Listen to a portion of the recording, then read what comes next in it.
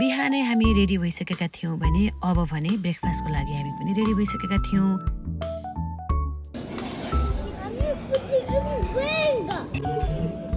टन्न मजाले नेपाली स्टाइलले खाइखेरी अब लाग्यो हामी आफ्नो गन्तव्यतर्फ। Nasi, you are so beautiful. हामी यताउता नलागिकन सिधै पुग्यौं स्विस भ्यालीमा एकदमै राम्रो ब्युटिफुल तर अत्यन्तै मनमोहक ठाउँमा हामी पुगेका थियौं।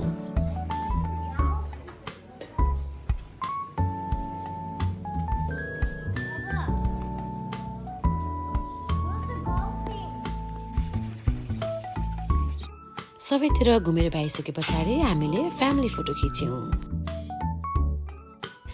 त्यस पछाडि हामीलाई लाग्नु थियो लेभेन्डर फार्मतिर, जहाँ चाहिँ मलाई अत्यन्तै हेर्न मन परेको फार्म थियो। यति राम्रो फार्म भेटियो कि एकदमै मनमोहक खालको थियो। म चाहिँ फोटो सेसन गर्ने, भिडियो बनाउने काममा नै व्यस्त रहेँ। अनि यसो भित्रपट्टि हेरेको त जिन पनि बन्दो रहेछ लेभेन्डरबाट, लेभेन्डरको जिन पनि उठाइयो नै।